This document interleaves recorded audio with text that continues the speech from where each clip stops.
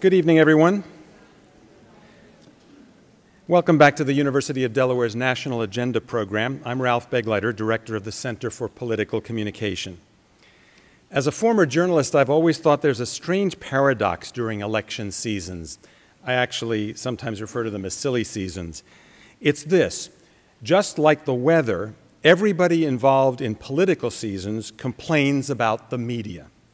Public opinion surveys regularly show that Americans consider the news media almost, but not quite, as low-life as members of Congress. People complain that the media report only bad news about the candidates and the campaign, and that the media rarely focus on the issues, preferring instead to track the horse race in opinion polls. The candidates complain that the media don't treat them right, sometimes even when the media are treating them right. Even the media complain about the media during the election seasons. I can attest to that, having once been among those boys on the campaign bus. And yet, the campaigns work the media hard during election seasons, sometimes pleading with news organizations to send reporters out with the candidates on the campaign trail.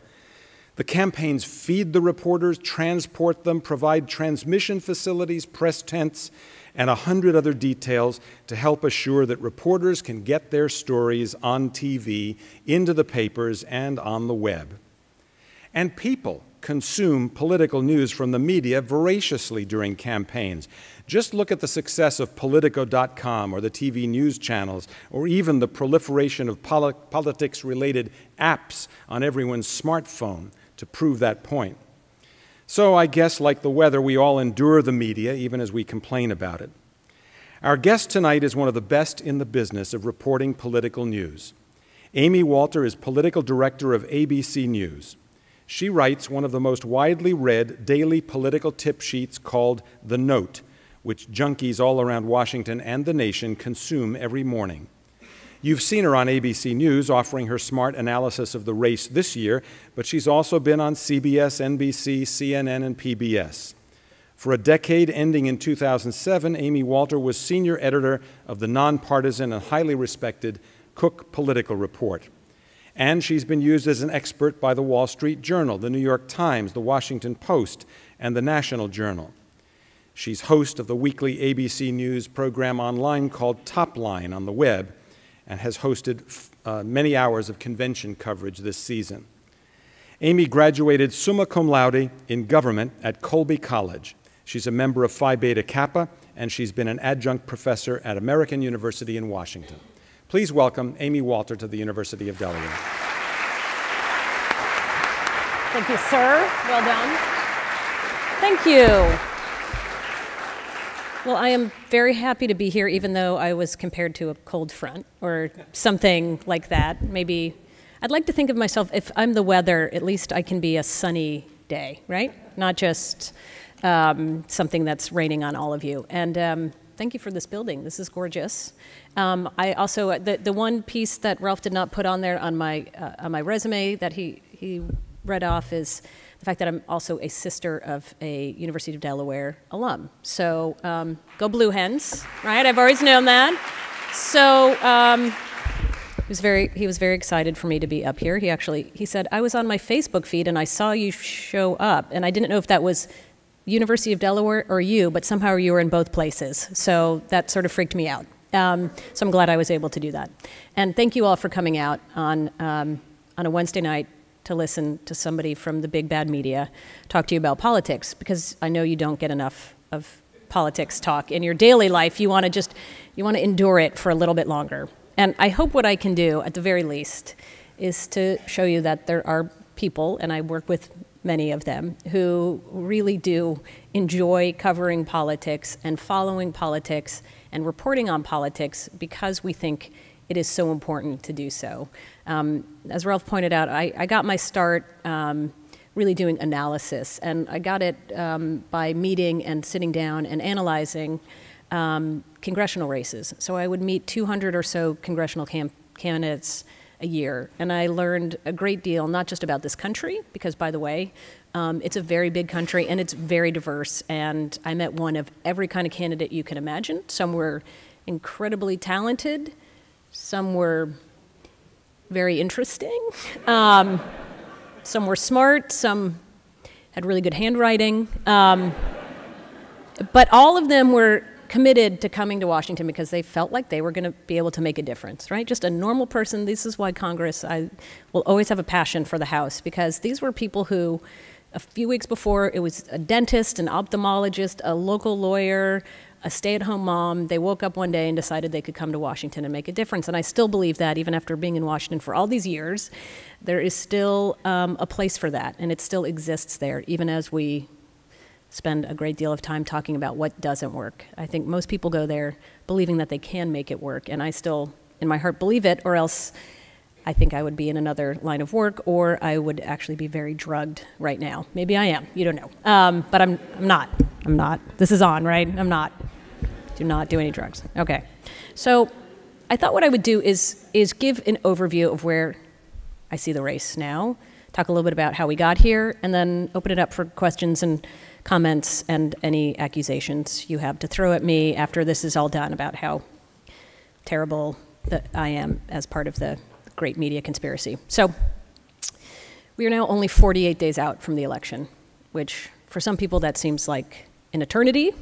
For others, it seems like that is a very short amount of time. For me, it is an eternity, okay, because 48 days not too long ago meant that was 48 more news cycles left until the election. Now there are about 10 or 12 news cycles per day. So whatever that is, we have about 480 or so news cycles left for me before we get to the election. But if you woke up today and read The Note or any of the other Inside the Beltway publications, if you watched TV, if you read your Twitter stream, you would think this race is over. It's done. Mitt Romney's lost. Barack Obama's won. Just pack it up. You can all go home now, right? So you saw that it started with, wow, Mitt Romney had a terrible convention, right? It was, at the best, it was lackluster. At worst, it was memorable because of a guy who talked to an empty chair, right? That got more attention and coverage than anything else from that convention. So that wasn't really good, right? Mitt Romney went into the convention with one goal, and that was to tell his story, a story that hadn't been out there. His persona, his message had in many ways been defined by Democrats. Over the course of the spring and the summer, Democrats, and that includes Barack Obama and his allies, had been spending a great deal of money defining Mitt Romney as a greedy capitalist who, with this company called Bain Capital, went in and bought companies and put people out of work. That was the definition that Democrats had made. They'd turned him into a caricature. And it was Mitt Romney's job to redefine himself for the American public. And instead, people said they walked away knowing either about the empty chair and Clint Eastwood, or not much more about him. They got to see his wife give a little bit of insight about him, but they really didn't learn much more about who he was, what made him tick, and more important, what his specific policy agenda was going to be. What was he going to do that is different from where we are now, beyond just talking points? Then, soon after that, we had President Obama, who had a convention that was praised at being very successful, right? Michelle Obama, she was fabulous. Bill Clinton, why can't he be president again? Woo, he was awesome, right? He's the explainer of things, the secretary of stuff, of explaining stuff, as Obama said. Obama's speech got decent marks from those of us in the media. Not great, but not terrible. And the polls started to show a noticeable bounce for Obama. Then soon after that, we had the unfolding violence in the Middle East, Cairo and Libya, and what we know most about that, at least from a political standpoint, was the fact that the Romney campaign sent out a statement that was very political, very biting, hours before we knew really much of the details about what happened in Libya, including the death of the U.S. ambassador. So Romney was roundly criticized, even by members of his own party, and again, it was another day Mitt Romney seemed to stumble. And then finally, we have the video, right? I'm sure you all have now seen about the 47% video, this video that was taped surreptitiously at a fundraiser, and it is, of course, was the talk of the internet and TV and everything else. on the front page of your paper, as Ralph showed me. Even his friends are calling his campaign and calling the candidate himself out for this, for what he said in this video. Peggy Noonan is mad at him. I mean, when you have Peggy Noonan, right, saying that you're running an inept campaign, she's supposed to be on your team, right? If she's against you, this campaign's lost. How can you win as a Republican? So that is really, if you were to sit in Washington right now and be sucked in the vortex in which I live, that is the message that you're getting, that this is a race right now. Barack Obama has won, Mitt Romney has lost. And instead of defining himself at this point in the campaign, Mitt Romney has spent the last 3 weeks just defending himself. Not a great place for any candidate to be. Okay, so then let's take a deep breath and step back, and you say, maybe this isn't really all of what we just talked about, the Clint Eastwood and the chair and the stuff with the video and the Peggy Noonan being angry and David Brooks writing angry columns. Maybe there's something else going on here. And what's going on here is the fact that we still have an incredibly evenly divided electorate and a race that is still very, very close. And when you look at where we are polling-wise, again, there are a whole lot of polls out there. We can have a whole discussion about that afterwards. But if you look at the average of all polls that have been taken and see where we are today, there's something called pollster.com, which I think is one of the best aggregation sites out there because it's run by somebody who is a pollster who knows how to do this. The race right now is 47% Obama, 46% Romney. Okay, the latest Gallup tracking poll, which does more interviews with anybody than any other polling outfit, also has it 47% Obama, 46% Romney. Obama's ahead in every one of those major battleground states we talk about, Florida, Virginia, Ohio. But he's not, in most of those, it's still within the margin of error, so it's still very close. He does not have an insurmountable lead. His advantage right now, and you see this in poll after poll when you talk to voters too, either in focus groups or just sitting with them in small settings, is that he understands the lives of ordinary Americans much better than Mitt Romney does.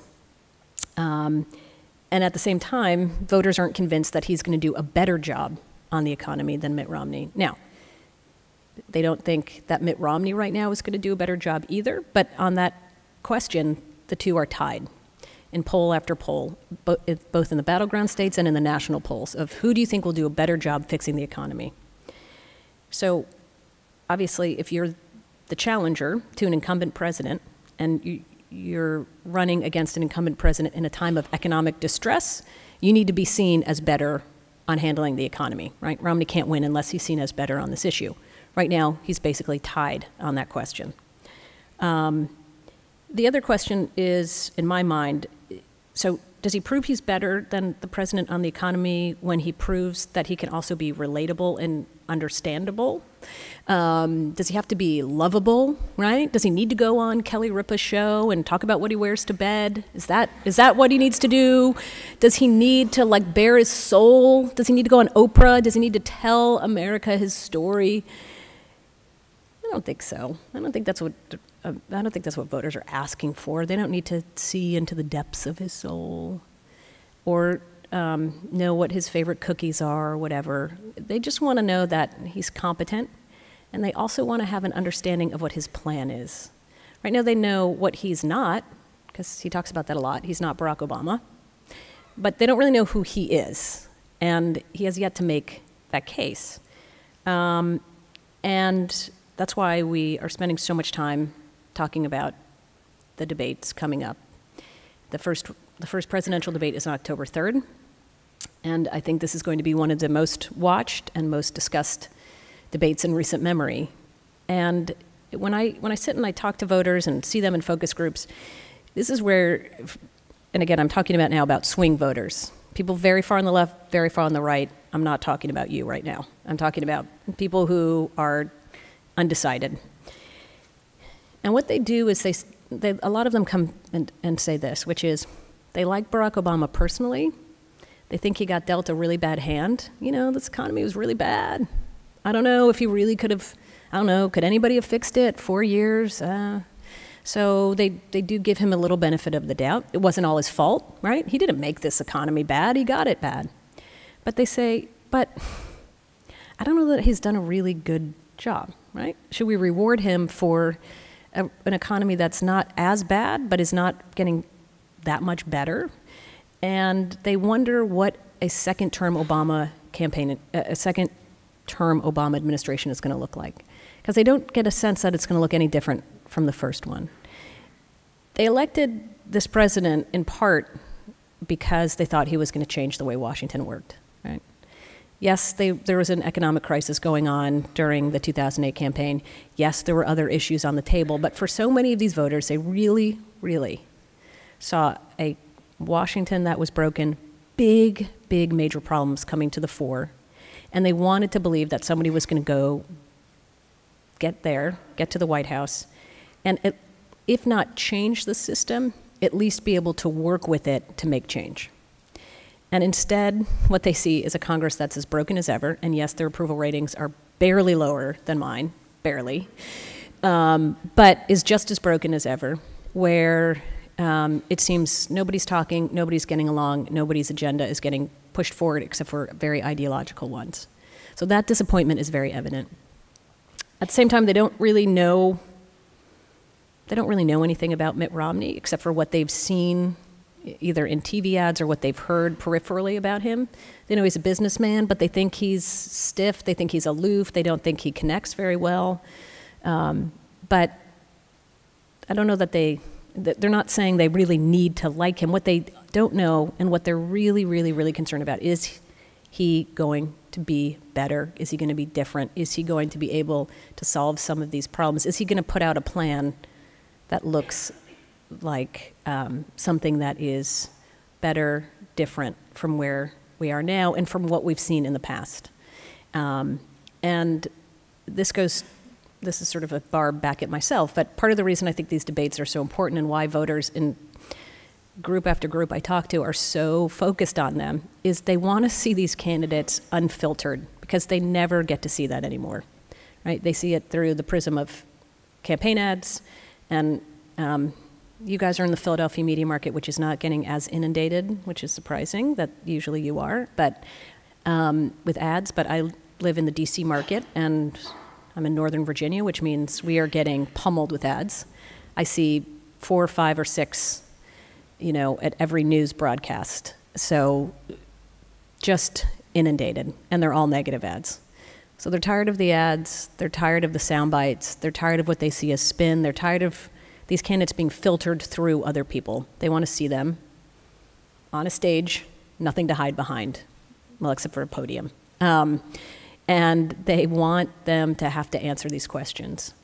And the part of it, though, and I think this is what is somewhat frustrating to them and is also a little bit depressing, is that there's this big part of them that knows that these debates, for as much as they want them to answer all their questions, really aren't going to satisfy them at all. And that they're going to walk away from watching the 3 debates not any more convinced that one of these men is better suited than the other to do this job, and that they will pick based on what they see as the lesser of 2 evils, not as the person who they see as the best of the 2. And there's just a real sense of disappointment and just a feeling that they have settled already for what they should expect. What's interesting about this year, I think, is, if 2008 was the hope and change election and 2010 was defined by anger, right, the Tea Party fighting back, this one is really going to be defined by that, by disappointment. And that's a very interesting statement, I think, or sentiment for the person who is ultimately elected to be able to take that and do something with it once they're elected. They're not really given a mandate in terms of the mood as much as they would be if they were elected at a different time, as I said, whether it was anger, the focus on the government, or whether it was focus on change. I think just to get to the point about how we got here to an electorate that's like this, that is as frustrated as they are and as disappointed as they are, and a Congress and a Washington that looks as dysfunctional, you kind of have to go back a few years. And I think it's important to understand this because voters, in some ways, are to blame for the situation that we're in. And I blame them in a very different way than you think. So in 2006, Democrats ran against a party in Congress, Republicans that were in control of Congress, saying they've lost their way. They're corrupt. They are fat cats who only are interested in helping their lobbyist friends. They are supporting this unpopular war. It's time to kick them out, and it's time to put new people in. Democrats are able to give Democrats control of Congress, things will change. And so voters did that. And they kicked out a whole bunch of Republicans, put a whole bunch of Democrats in. Democrats had majority. 2008, that was the same message from Democrats, right? Let us complete the job, clean house, no more Bush era, no more of this Republican governing style. We're going to do things totally different. They said, okay. And then they saw that Congress actually didn't look much different at all. In fact, they saw a one-party system that in many ways was as problematic to them as the one before it. And so in 2010, gone went the Democratic majority, and in came a new Republican majority. Now, in order for one side or the other to win a majority, to win that many seats as they did year after year, cycle after cycle, the only people that lose in those kind of elections are people in the middle, right? So in 2006, Democrats took control of Congress by beating almost every moderate Republican left. And in 2008, they killed the rest of them off, right? So there were no more Republicans left in Connecticut, and there were only one or two Republicans left in New York. The only Republicans left were the ones in very, very Republican-red districts who were very, very conservative. The people in the middle, the folks who might be able to compromise, they were gone. 2010, when Republicans took over, they killed off all of the moderate Democrats. Those southern, we call them blue dog Democrats, gone, decimated their ranks.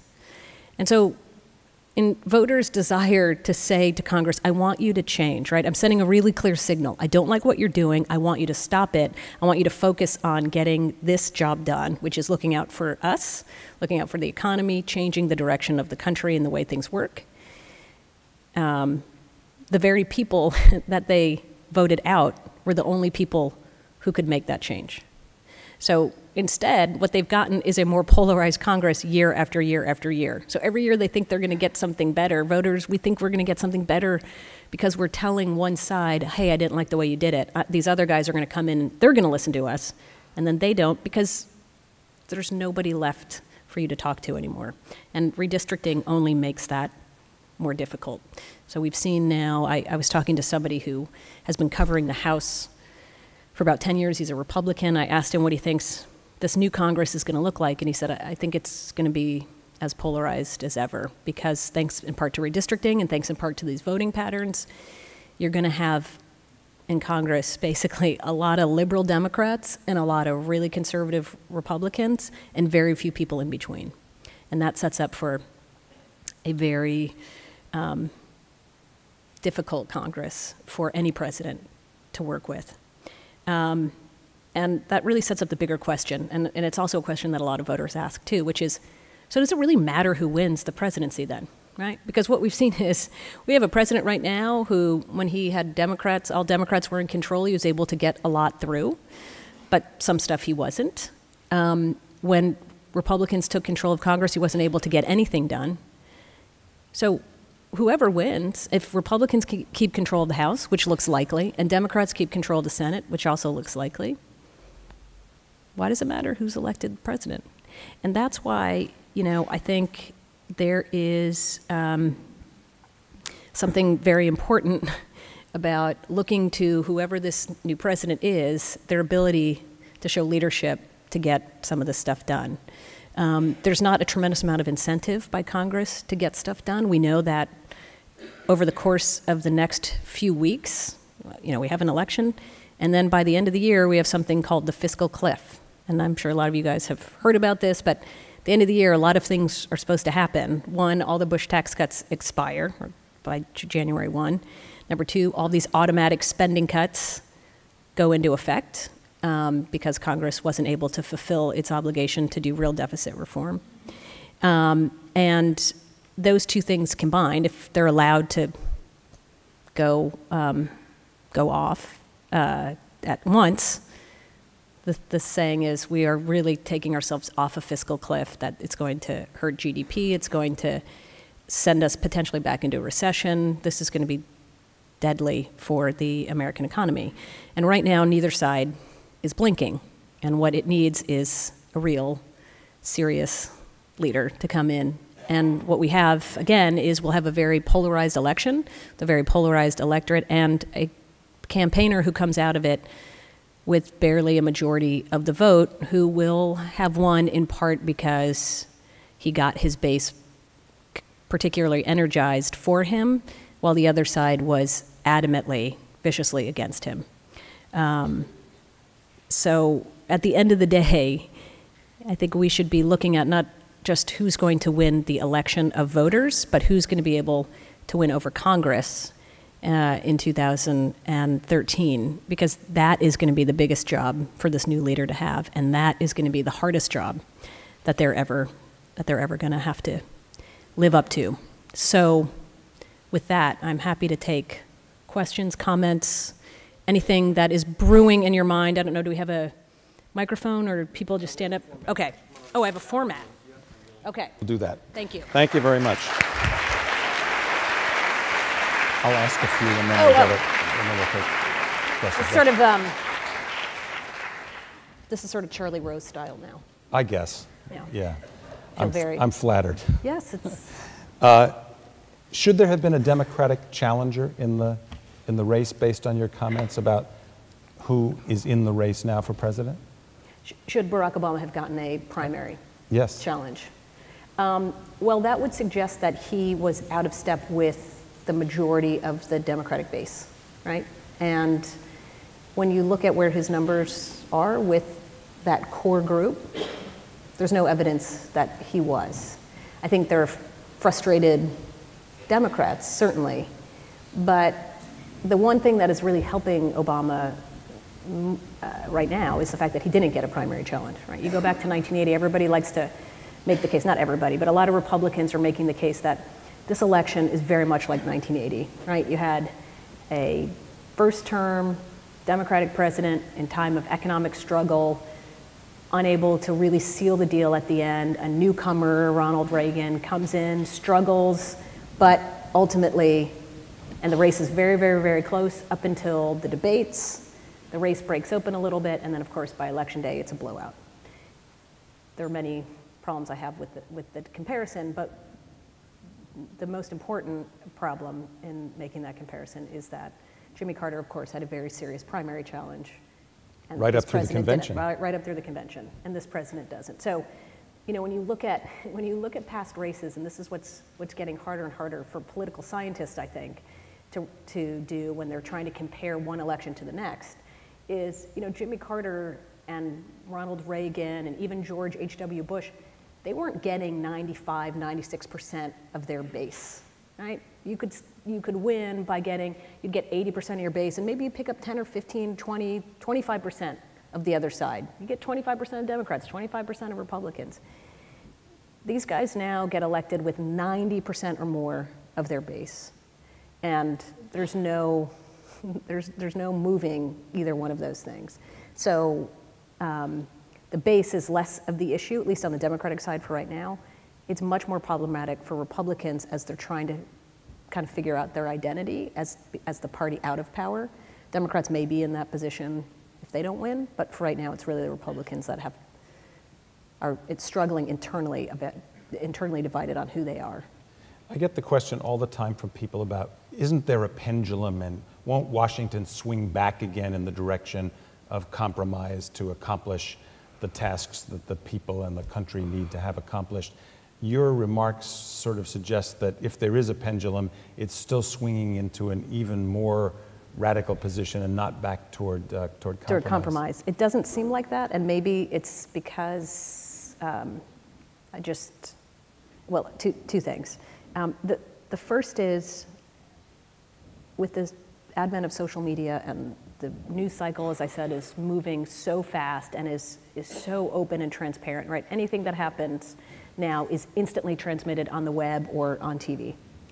That this idea about building compromise becomes difficult when the deals that you're trying to cut can no longer be done behind closed doors in the same way, right? Stuff gets leaked out, information goes out onto the internet. Trying to get this accomplished quietly is not as easy, I think, as it was before all of the advent of this new media. The other piece, and we will see how this works, but because I think of the fact that the moderates have been washed out, and because you have a class of, especially the Republicans who were elected in 2010, they're not, I think the important thing to think about with these members is that they are coming to Congress now with a much more ideological bend than they have in the past. You know, there was a time when you were electing people to Congress, they were state legislators, they had been lawyers, or they were working in a system where compromise was just the name of the game, right? Whether you're a Republican or Democrat, if you came from an elected body, you knew what it meant to have to compromise. So that's what you did. And now what you see is a group of people coming in who are coming either from different walks of life, or if they came in from a legislative background, they are in a one-party state where they never had to compromise. So they are coming in with an ideological view that says that compromise is bad, that I came here to accomplish a goal, and the goal is this, as opposed to saying, I came here with the general goal of just representing my constituents, instead of, I came here to do something called reducing the size of government, or making sure that we don't ever have the tax rates that we once did, or whatever it is that their goal is, that is blinding them from doing the traditional parts of the job. So when you have, they're very committed to their cause. I don't think that this is just something that they're doing to be political or to be cheeky. They truly believe that, and that's what's difficult when you think about compromising with somebody. It means that you both come into it realizing that, okay, I get it. You're gonna have to give up some stuff, I'm gonna have to give up some stuff, and we'll figure it out. But if we both come to the table saying, I'm not giving up anything, you have to give it up, where are you gonna go? Looking at the media side of that same equation, and you've lived through a period in the media that has also involved a pendulum in the way the news media behave, is it the same phenomenon occurring on the media side, that is increasing polarization of the media, so the public learning about the issues and learning about the potential for compromise is increasingly being fed extreme views on either side, or perhaps subscribing to increasingly polarized views in the media? And is there any remedy to that? I don't know if there is. I think that my answer to this now, and I don't necessarily practice what I preach, so I have to be very good about this, but I will be honest about that. You know, we always talk about politics as the importance of a well-read and well-educated electorate, right? Our system is only as good and as smart as our electorate. And you know, we say, okay, well, how can you get smart about this stuff? You read up on it, there's tons of information out there, there are websites, there's data, there's all these things. So it requires you as a consumer to do that. But more important, it requires you as a consumer of news to look outside of your comfort zone. If all you're reading is the stuff that you agree with, then you're doing something wrong, because you're only getting one point of view. And if you're just reading, I mean, I've tried very hard on my Twitter feed to get in as many points of view. I have really liberal people, really conservative people on my Twitter feed. So when news breaks, I get to see what their reaction is to it. And there are times when they have the exact same reaction, and there are times when they're diametrically opposed. And I need to understand what both of those are. If I only am reading one side of those, then shame on me, because I don't know both sides. I don't know the whole story. And I can't blame the other side for not telling the truth when I'm only reading the truth that I want to hear. So it's really about, you know, getting to that place where you're not just watching one news program, one type, and we all know like that the red and blue teams on your internet and on TV. If you want to be really, truly educated about it. The other thing that I think is important is to understand there is no truth with a capital T. There's nothing out there that's like, oh, this is the right answer, you found it, and everybody's trying to obfuscate it, the right and the left.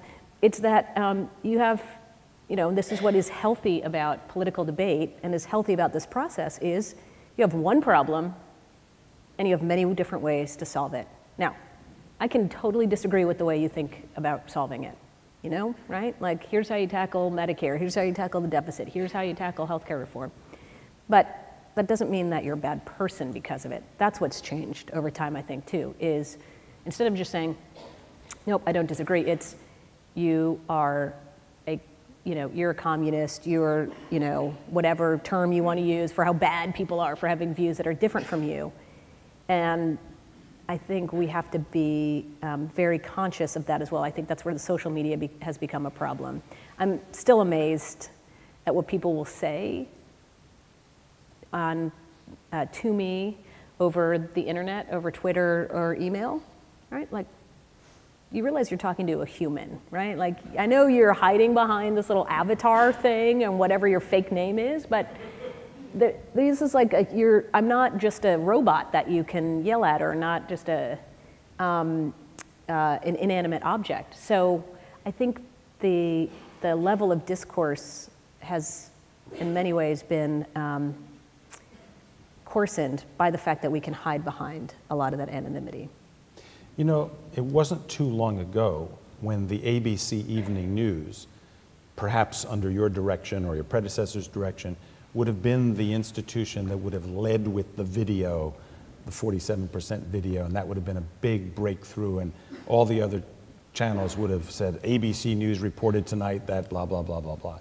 And in the last 2 weeks alone, the entire news cycle of the presidential campaign in the United States has been driven by web-released videos that were recorded not by any professional journalists, that were created by people most of us had never heard of before, and maybe you'll correct me on that, but people come out of the woodwork, they post something obscure, in one case it's been on the web for months, all of a sudden it bursts into the presidential election, and you, the political director of the ABC Evening News and so on, you are forced to chase this internet artifact. Are we seeing a watershed moment in the way news and presidential campaigns are conducted, or is this just a blip? It just happens. No, I think that's a great point, and I do think that part of the advent of the internet has meant that we do have a much more democratized, with a little d, news environment. So this is everybody from folks who have found video, or post opinion, or have interesting insights, or find data. They are now, they would have been totally silenced because there was no way for them to get this information out. Now, some of it is really important, some of it's totally inane, but it's all out there now. And the harder part, I think, for the traditional news media is how to filter through it, right? Which stuff is worth reporting on, which stuff is not, what stuff is real, what stuff is fake. And, the idea, though, that these two things can't exist together, I think is well, let me rephrase that. So I think that ultimately these two things are going to live together, so that what was considered, okay, you have the traditional mainstream media, and then you have, oh, look at these cute little blogs, aren't they neat? And then you have, like cable news, and it's all now coming together in one stream. I was telling Ralph the stories. I have an almost 6-year-old who is my view into the next generation of consumer media consumption. And he's never seen a live television program in his life. And every time we go to a hotel or somebody's house that does not have DVR, it freaks him out. And I remember when DVR, when TiVo first came out, and trying to wrap my head around, like, hold on, you can pause live television. That's impossible. No, wait. Like the time, space, continuum, like what? How can you do that? No way. So So I have that same instance now trying to explain to him about live television. Like, well, can we fast forward this? No. Can we watch another, can we just turn to another, oh, I don't like this one. Can we watch the other show? No, this is what's on. When is it on? It's on for another half an hour. Why? I don't know, it just is. That's how it works. It's on for, well, why don't they have another show? Why can't I watch another one, right? So the idea that he's gonna be okay with just like, oh, I'm just waiting for the news. Just gonna wait till 6 for it to come on. No way. So, and that he will care as much about who got that information. What they want, though, are people that are, I think we are still in a place where you have serious people doing serious work, and ultimately, you know, there can be 3 million aggregation sites, but somebody has to be doing the work to aggregate, right? You can't aggregate if you don't have a product. And so that product, 99% of the time, is coming from people who are doing the daily work, and then every now and then there are going to be people from outside of that. So, but I don't think we should look at it as being bad or different or not same. It's just sort of part of that stream that's coming in now and melding into one big thing we call the media. Thank you. Okay, I'm going to come to your questions. I want to ask her one more because I know what the answer is. I think you'll find it interesting.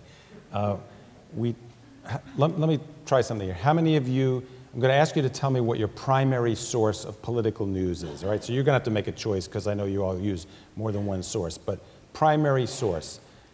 Newspaper, the kind you actually hold in your hand and turn the pages of that have little printed dots on them in the form of letters. Anybody still using that as primary source? Wow. Okay, those are the dinosaurs, okay? Right? How many are using traditional broadcast television, ABC, NBC, CBS, evening news for primary source of political news, okay? Yep. How many are using cable news as your primary source of political news? MSNBC, CNN, Fox News, et cetera, okay? How many are using the internet as the primary source of political news? Okay, so now we see where this group is going anyway.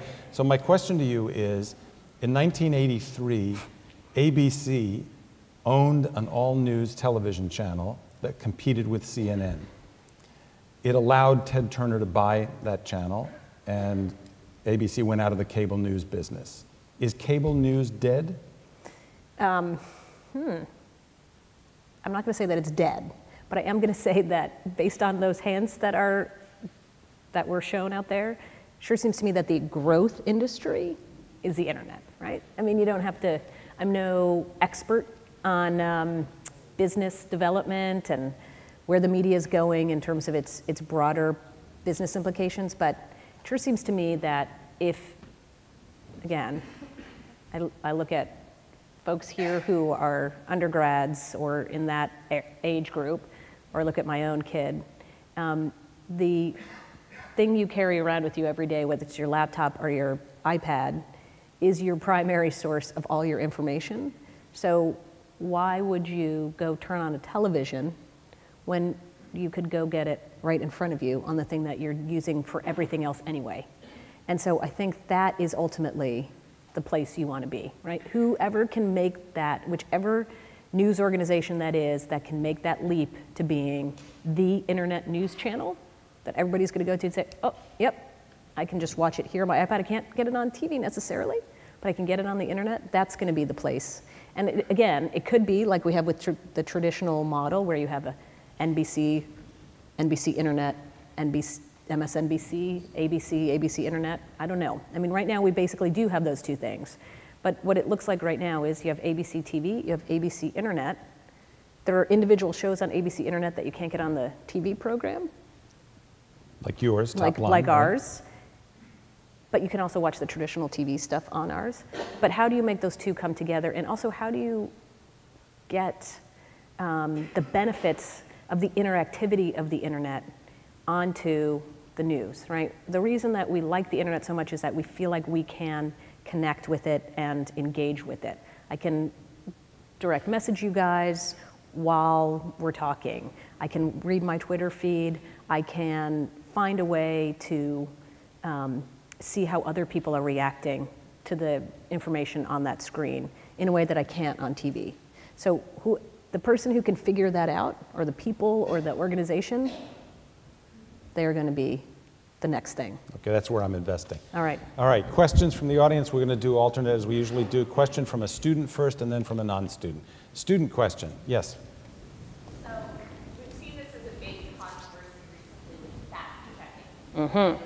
What role do you think the media should have in fact-checking candidates' statements, their political Yep. ads? Yep. So the question is, should the media be involved in fact-checking? Sure, of course. We should absolutely be involved in it. I mean, there's no reason why you have to take what a candidate says at face value and say, well, I don't know, candidate X said this and candidate Y said this, you figure it out, right? I think the job of the media and my job would be to say, here's what it is. Now, I think where we get into trouble sometimes, maybe trouble is not the right word, but where I think the expectation setting is incorrect, is that the media is supposed to convince you of what is right and what isn't, right? So I can tell you, look, this candidate said this whole series of things about X. This is actually what the bill says about X. You can still believe what that candidate said about it, even though I gave it whatever, 4 Pinocchios or 2 thumbs down or whatever. I may not change your mind about that. And that's where people seem to get really frustrated because they say, well, I don't understand why people still believe this when the fact checker said it's wrong. Well, because first of all, you just discussed the fact that the media isn't particularly well viewed in the first place, right?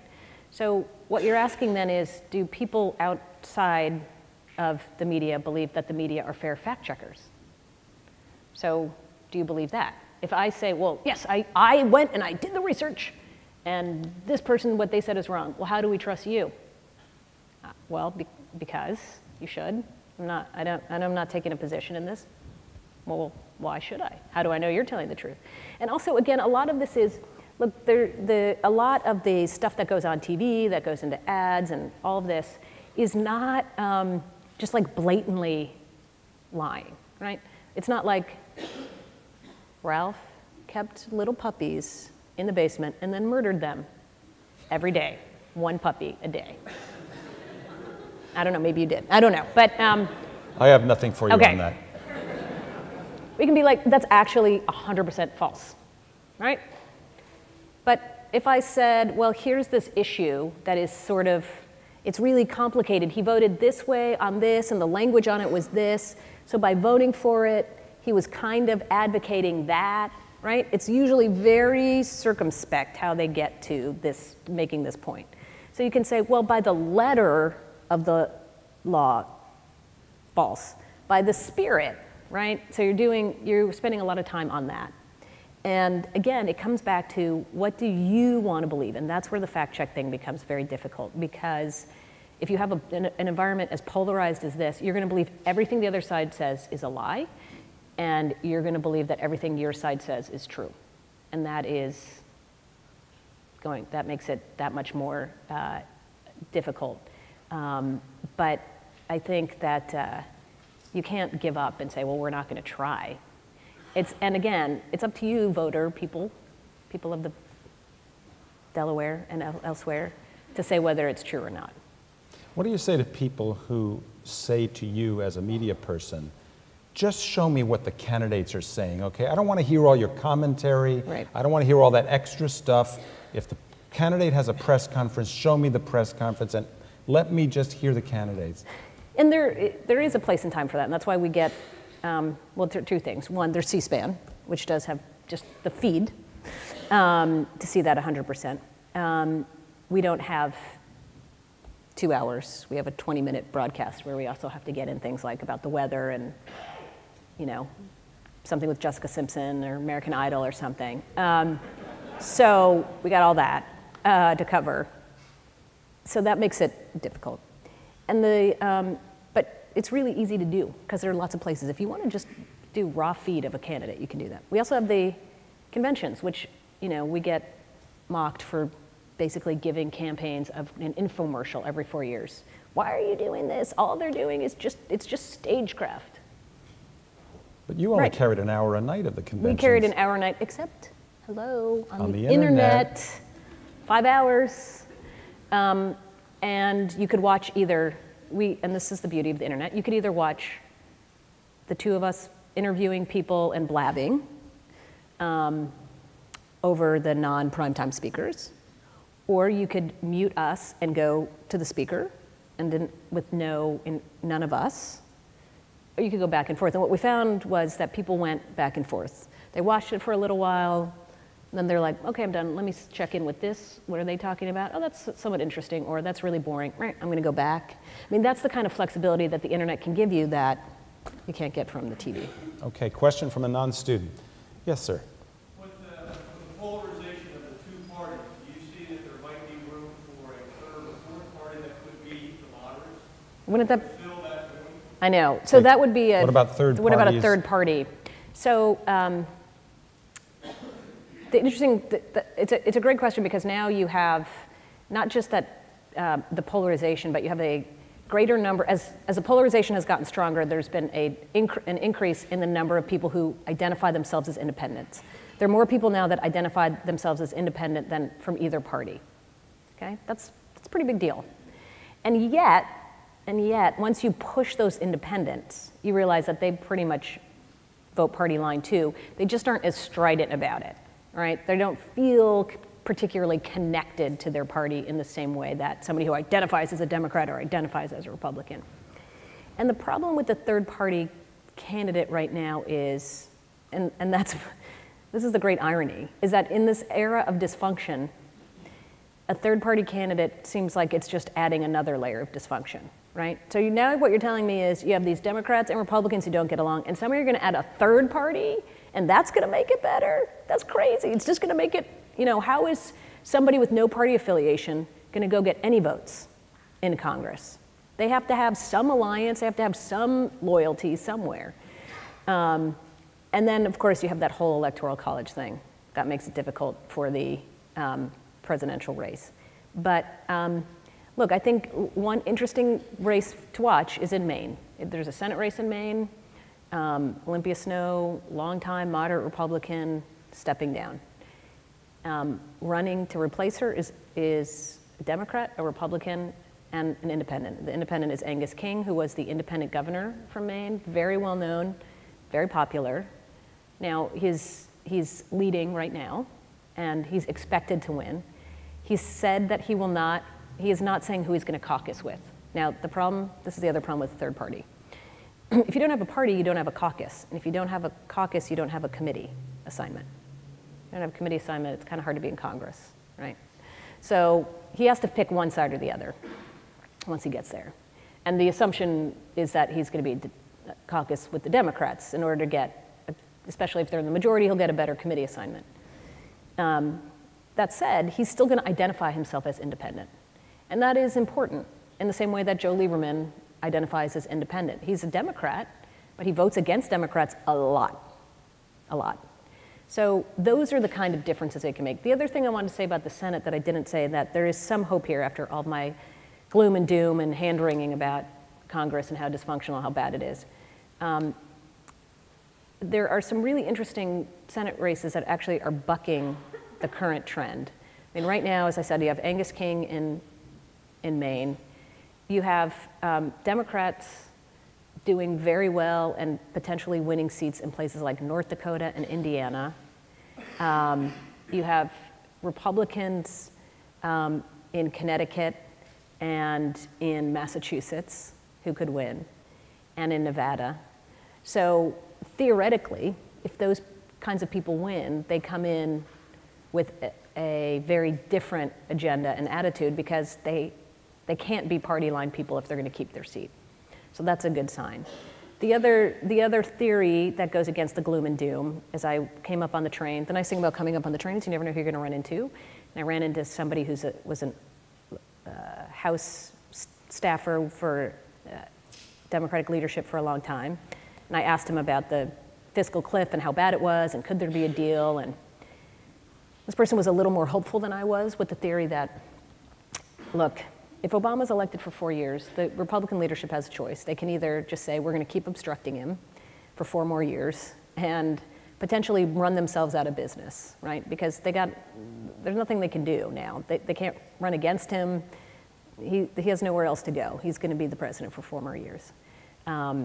It makes them look terrible, and they damage their brand even more than ever. And John Boehner he wants to leave a legacy as well. The president wants a legacy, Boehner wants a legacy, and they may be able to cut a deal based on that.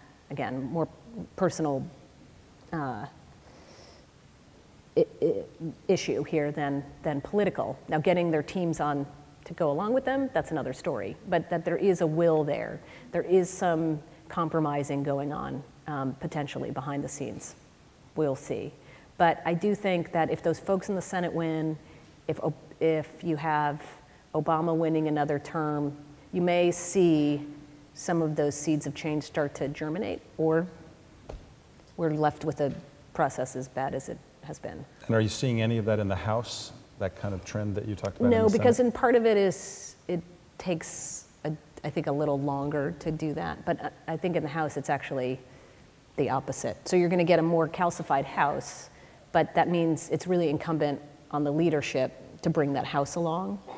The Senate, as you know, they're all free agents. So that is a little more difficult. Okay, question from a student. Yes, sir. The final presidential debate is specifically supposed to be on foreign policy. With tension in the Pacific and Middle East kind of spiraling, going crazy, do you think that there's an opportunity for Mitt Romney to try and exploit the traditional Republican model of the world's a dangerous place? Or do you think with preempting the Libya thing, he shot himself in the foot already? Why don't you try to paraphrase that, or let me paraphrase it, because I think a lot of people may not have heard. Last debate's about foreign policy. Question is whether the Republicans will be able to take advantage of a traditionally Republican strength of pointing out that the world's a dangerous place and you should have Republicans in power. Or the questioner said, did Romney shoot himself in the foot with his comment last week following the Libya uprising and the videotape, the anti-Muslim videotape? I mean, so I think that the debate on foreign policy gives Mitt Romney an opportunity to maybe get a do-over on the Libya situation. And again, I was sitting in this focus group, and if you guys were even dorkier than I am and were watching C-SPAN Monday night, you would have seen some of these people. This was a group, the Annenberg Foundation, or the Annenberg School of Public Policy at Pennsylvania puts together of these focus groups of swing voters. In this case, it was in Northern Virginia, and these voters, it wasn't even brought up by the moderator. They themselves brought up the Libya thing. They thought it made Romney look terrible because he looked like he did not have the gravitas. He did not look like a commander-in-chief.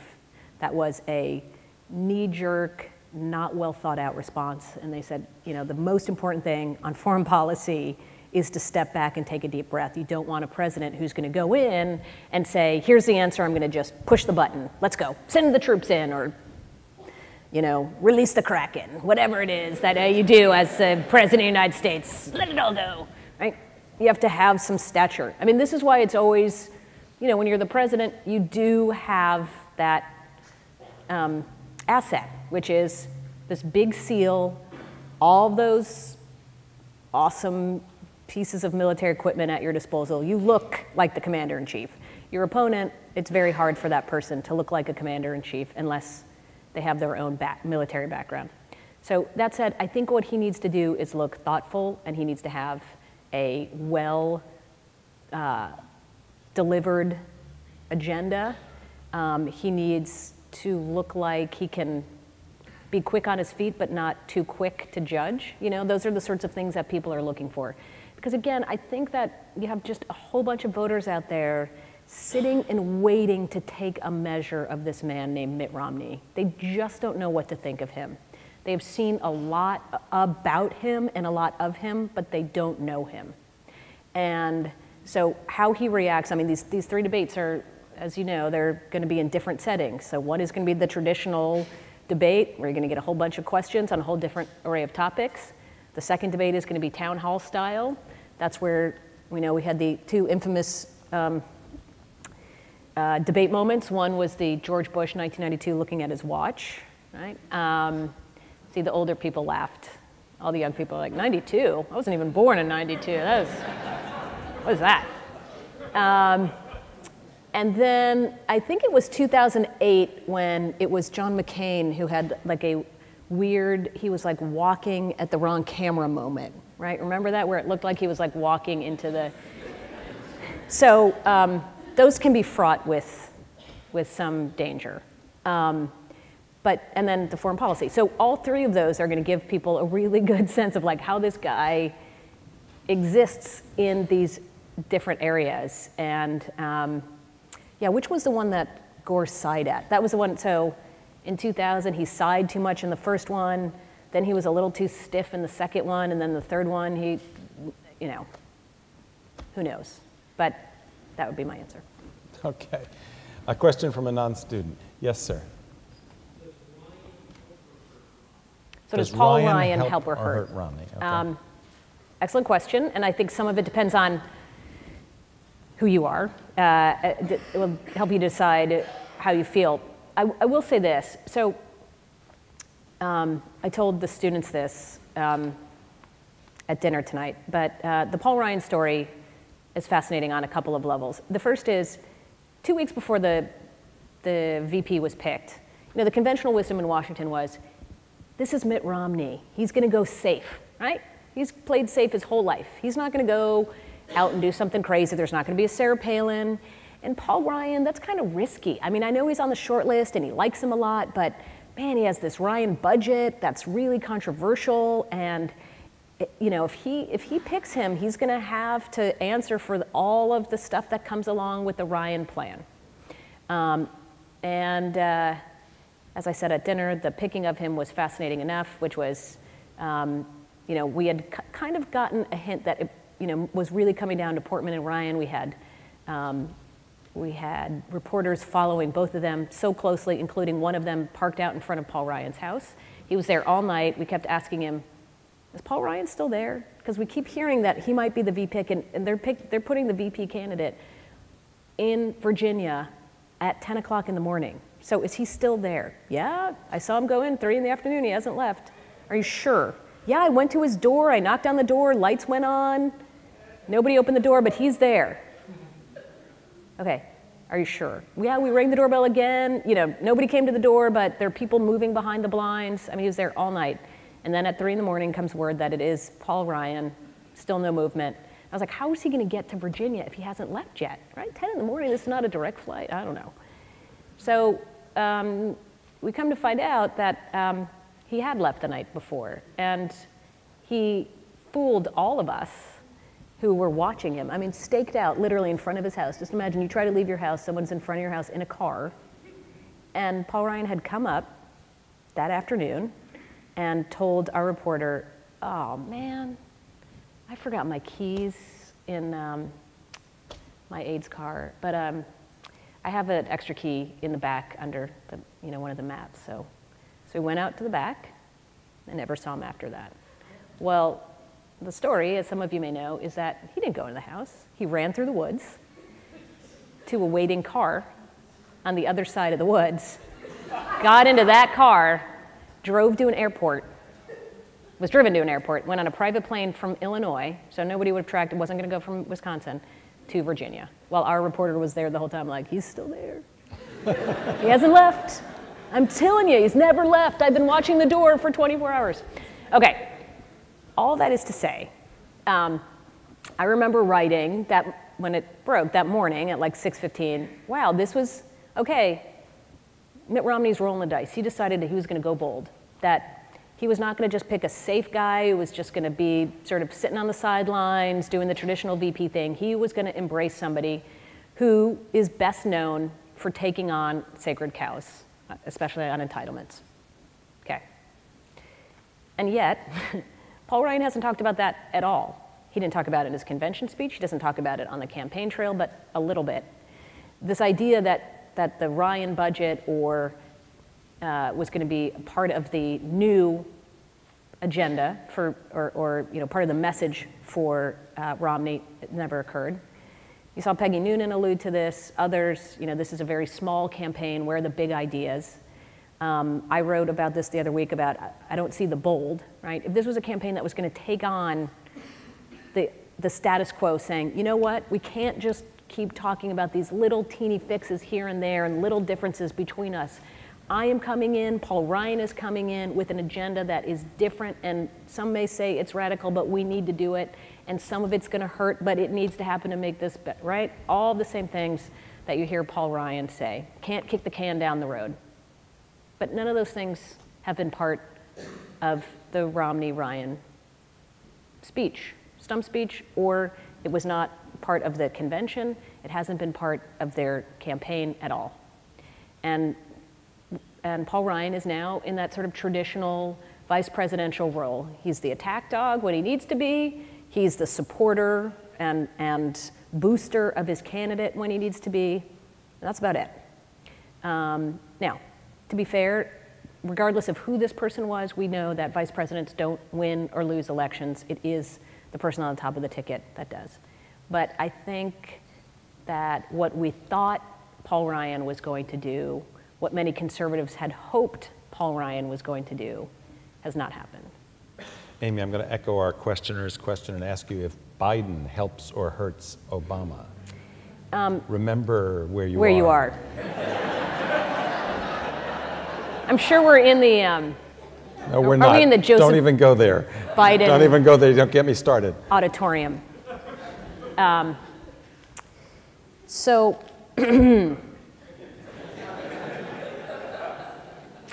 I think he is a very good advocate for the president in certain settings. I think that Democrats love him, and when you put him up in front of a crowd, they just eat him up, right? I don't know that I would necessarily put him in front of a group of independent voters if that was the only thing deciding the election was how they felt about Joe Biden.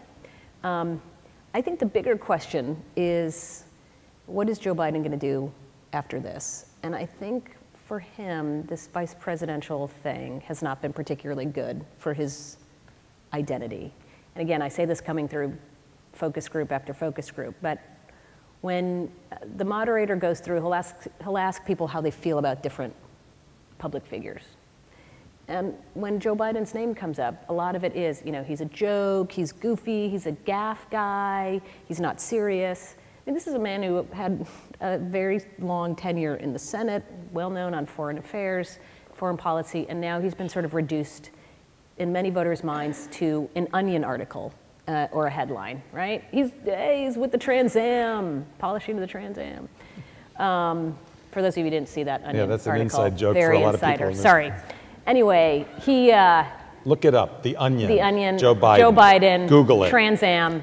It's funny. But anyway, I think, unfortunately for him, that has really stuck in the minds of these voters. I mean, I'm amazed when you hear them go through the names, what they say about him. So his own fortunes, if he wants to run in 2016, let's say, or whatever his legacy is going to be, right now, it's... his identity, I would say, is not, or his profile is not what a politician would like it to be. How about that? Okay, question from a student. I think yes, sir. I'm sorry, no, in the black T-shirt. I saw your question earlier. So. You were talking a lot about how the American people have been viewing the current government and Congress as being a failure due to polarization, that nobody will. Yet at the same time, we see in Europe, in response to the financial crisis, we've had coalition government, right, where people lift the cost out, and yet instead of earning back trust in government, these have essentially destroyed trust in government, contributed to much worse anger. So do you think there's really a way that we could have some compromise in Congress without it simply being built from the worst of those worlds and more spending, less tax? You mean, could you have a formula that is totally different from what we have now? Is that? Could we possibly, would centrism really offer a solution that would be viable to the American people and restore government? It sounds like you're asking, even if you could have a government in which right. compromise is possible, Is that what we want? would it produce the solutions Right. that would be useful? Right, and that's a very good question, because I don't think we assume assume things, but they don't always work out that way.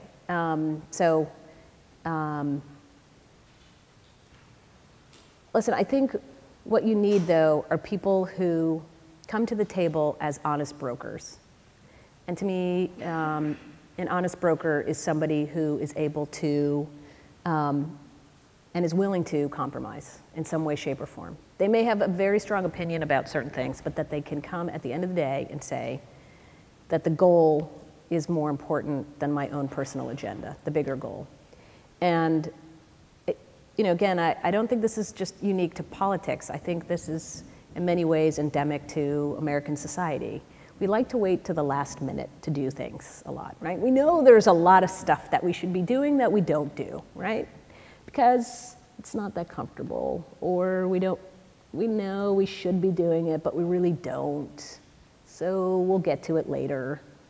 And then once we do, we know that we don't really want to do it a certain way, so we don't, right? I mean, it's not, this is not anything that's new, right? Part of the reason that we got into that many people get in the financial problems that they get into in the first place is they wanted to have something that they couldn't, right? They over-borrowed, overspent, over-leveraged, whatever it was. So that is part of, good or bad, this is part of sort of the American identity in terms of what we expect from ourselves, what we expect from our government, what we expect from other institutions. And I think what's been happening is that it's not just, if you think about what's been happening over the last 10 or 15 years, it's not just that government has failed us, right? It's that every major institution has failed us. And it doesn't matter if it's not just the banks. Before that, it was Enron, and that idea that you could kind of come up from nowhere and create all this money and wealth, and then you find out that it was all kind of a lot of it was built on a scam. You had the scandals in the Catholic Church. You have sports scandals constantly, whether it's doping or other forms of, performance-enhancing drugs. And so there's nothing really left, it seems, that people can feel really good about. So that's why I think you have this place where we are, where there's a sense that, like you said, gosh, nobody can really figure it out, right? Every institution has failed us. We can only do it then, I guess, for ourselves. And that's where we're sitting right now, is a lot of people who believe that the only way they're going to fix anything is that if we do it from a grassroots-oriented, non-establishment form. And that's also very hard to do, too. I mean, this is where the Tea Party and Occupy tried to come together, and you saw how difficult it is to create a new establishment because it requires leaders and rules and all these other things. At the end of the day, all you have is the hope that the people that you elect are going to do the right thing and the best thing.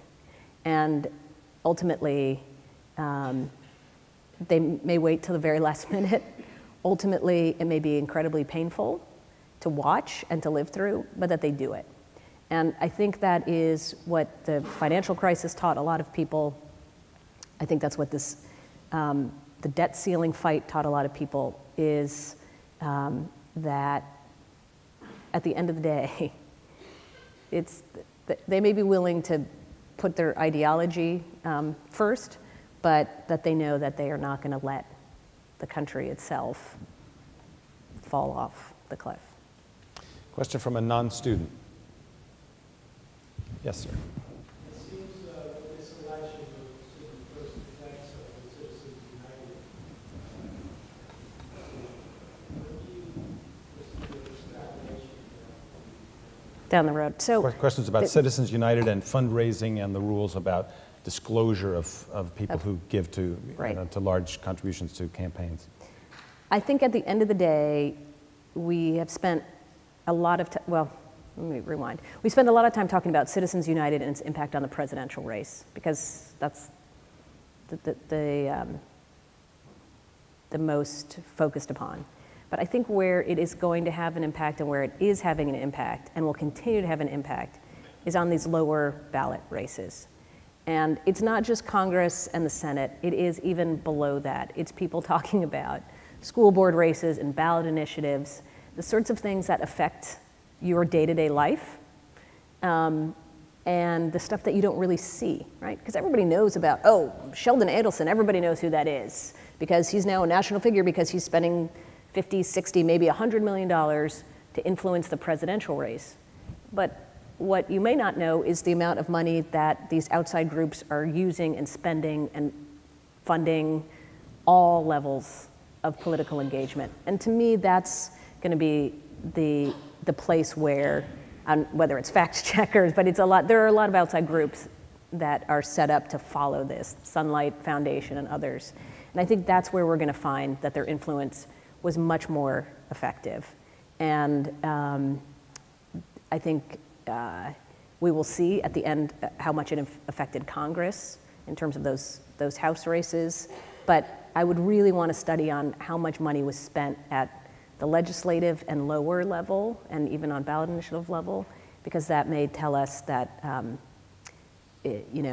only is it here to stay, but it can have a tremendous effect. You guys know this too. You get, these ballot initiatives are huge, and they can affect policy for years and years and years. State legislatures make very significant policy that has impact beyond just the borders of their state sometimes. So this is the kind of stuff, again, not very sexy, but it is where you can have a tremendous amount of influence without getting a lot of scrutiny. Amy, do you think we'll ever get back to a point where there will be any limits on the amount of money spent on a presidential campaign? You mean where we'll have actual... Any kind of limits, other than people running out of money? I mean, running out of money to give. Running out of money to give. No, it seems impossible, unless you just, let's see if anybody believes that we're going to have a system where, somebody says, I'm willingly going to give up my, I'm going to put down my arms, you put down your arms. I doubt that's ever going to happen. Over dinner, you told the students that one way out would be to give free time on television to the candidates. Right. But earlier tonight, you're saying television is, you didn't say dead, but it's all about the internet now. And it is. How are you going to do that? Except that right now, 75% of a campaign expenditures are for television. And probably 75% of the advertising that they run is totally wasted, right? So if you're running in Delaware, right, you have to be on Philadelphia TV. So there are a whole bunch of people in Philadelphia who are watching ads for people they cannot vote for. There are a whole bunch of people in Delaware watching ads for people that they can't vote for, or that they've already determined they're not going to vote for. So what TV advertising does, why it's so important is, one, it drives. In fact, I was talking to you about this in the car. There's a theory now that TV advertising is doing more than, trying to influence the way that people vote. It's actually a way to influence the way that the media and other social media covers a race. So you release an ad, the media covered the ad, the blogs cover the media covering the ad, the Twitter covers the blogs that were covering the media that was covering the ad that was doing this. And what you've created is really, instead of just one ad that goes out like this, right? Ad, very passive ad, television, person watching ad. It now has created a lot of different ways to get to a lot of different people. You may never even seen that ad, but you've heard about it in one way, shape, or form. And it's gotten to you through a whole bunch of different, it might have gotten to you through the internet, Facebook, whatever. And every time another ad comes out, it's another chance to restart this cycle.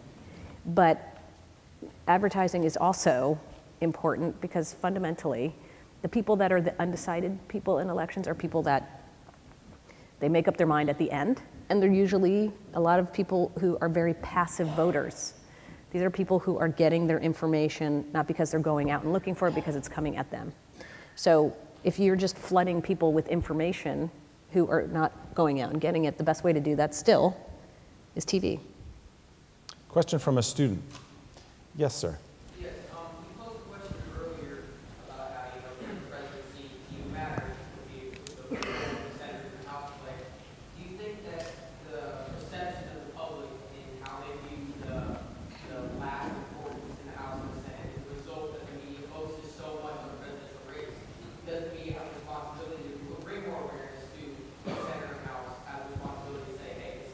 Right, and I think that's a very good point about the importance, letting people know why the Senate and House race and that stuff matters.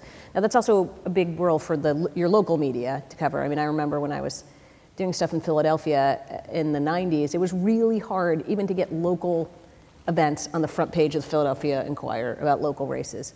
The Washington Post is a local paper, but I have to find out about the Virginia Senate race in my metro section, right? Which is weird. Why do I have to go? I'm going to another section of the paper to find out about a Senate race. That's a marquee Senate race. So, so that's some of the local media's job too, is to figure out how engaged they are with this. And I think that for better or for worse, Congress let everybody know how important or inept, however you want to describe it, is in the last few years, right? Between the healthcare debate and fights over that, those town hall meetings that became sort of the real story of the 2010 election. The Tea Party, again, that was all Congress. I mean, a lot of what we talk about is about Congress. It's just we talk about it in a more monolithic way because we can't really talk about 535 people, though I wouldn't mind talking about them individually. It's very hard to do that. Plus, look, the presidential race is the one thing that brings us all together, right, as Americans. It's the one thing that we all do, right? You're either going to vote for this or that. It's not going to look different in Alabama than it does in Delaware. And at the end of the day, we're all going to vote on this, we have the same people we can choose from, and yet that one person is going to have to bring together all those different states and all 535 of those people to figure out how to govern this country. Take a last question from a non-student. Last question. All right, go ahead. Can you comment on voter suppression, voter ID? Where is that in the scheme of news? Yeah, okay, it's voter ID laws, and it's it's one of those things that I don't think we know enough about. Now, look, a lot of this is still working its way through the courts, so these are laws that have been put on the books, some in recent years, some just literally like in the last few months, that require voter identification at the polls. And there are a lot of folks, Democrats, others, saying that this is discriminatory, that the people who are least likely to have identification are minorities, people who live in inner cities, and obviously people who tend to vote Democratic. Now, in some places, Texas, for example, that was thrown out. In some places, it's been upheld, and there haven't been any problems, either that there felt like there were people who were not allowed to vote versus people who were there voting illegally. Pennsylvania is the one case that is still getting the most attention, and I'm sure you guys are seeing a lot about that, being right next door. And the state Supreme Court is supposed to rule. We thought it was going to be this week. Looks like they're still sitting on that now. It's one of those things where, on both sides of it, you have this idea that there's what voter ID is supposed to do is to prevent fraud. Okay, well, are there real incidents of fraud that we know about that this is going to prevent? Well, there could be, and we want to make sure you don't do that. Okay. And then the other side saying, well, this means that all these people aren't going to get to vote. Well, like what people? Like exactly how many? Do we know that? How do we know that? Well, this is what so we haven't had a test case yet in order to see how this actually is going to work. But it's clearly something that is touching a nerve, and it should, because that is the most fundamental right that we have as Americans, right? Is this right to vote? That no matter who you are, as long as you're 18 years old, you're a citizen of this country. In some cases, some states, if you're a convicted felon, you can't vote again. In some cases, you can. But for the most part, this is a right that every American has, and it should not be. And we've obviously seen in the course of history that trying to take away different places trying to take away that right in different ways. We want to protect that as much as possible. So it does create a lot of anxiety. The question is the anxiety equal to the actual impact, right? Are we going to, does it measure up to the impact that it's going to have? Or are we more anxious because we're worried about what it could do. So I think we have yet to see, but I would suspect that if anything does occur in this election, we will then spend the next few years then talking about how we need to reverse whatever that is. But in this case, I do believe, look, every election we have this debate, and it really started, it's not just because of, in the olden days we thought of it with poll taxes and other things. In 2000, of course, it was the butterfly ballot. But every election year, there are stories of problems. And I would argue that 99% of them are really human error mistakes, right? The lady who forgot that she left one of the boxes in her trunk, right? The person who couldn't turn on or turn off the electronic voting machine properly. Right? So every time you go and vote, you're making this assumption that it's being cast properly, and it probably is, but there is also a slight chance that maybe it's not. And that is part of the system itself. It is not 100% foolproof. And the only way to change that, again, is if you decide, okay, we're going to standardize this. The federal government's going to take it over. There's going to be one kind of ballot. There's going to be one kind of voting machine. There's going to be a standardized practice, and that the government's going to spend all the money to make that happen. It's not going to happen. So unless that does, we're going to have a patchwork of voting laws and rules and ballots and all of those things, which will make it less than perfect, but hopefully still very, very good, and certainly the best in the world. Amy, on the spot, you keep talking about how tight the election is, how close the polls are and all that. If it were held today, would we be counting Chads? Would we be counting Chads? No, I don't think we're going to be counting Chads, but I do think we are going to be at a place where whoever wins it is not going to be by very much. But I don't think we're going to be at that place. Okay, and on a humorous note, would you care to place a bet on a Christie Biden presidential race in 2016? That would be the UD tournament. That would be great. I think that would be great fun. Listen, it would be great for us. Awesome ratings. We would pay. So that would be the ABC News University of Delaware presidential campaign. Absolutely. Before we say thanks to Amy Walter, a word about our next National Agenda program in 2 weeks from tonight. On Wednesday, October 3rd, we'll meet Ken Spain, who's been a political communications strategist for several members of Congress and U.S. senators, and for the Republican National Congressional Campaign Committee. A reminder that if you want to get on the list for programs like this, please clearly print your name on one of the bright orange sheets out in the lobby on your way out. Now, please, let's thank Amy Walter for her visit to the University of Delaware. We'll see you again in 2 weeks on October 3rd.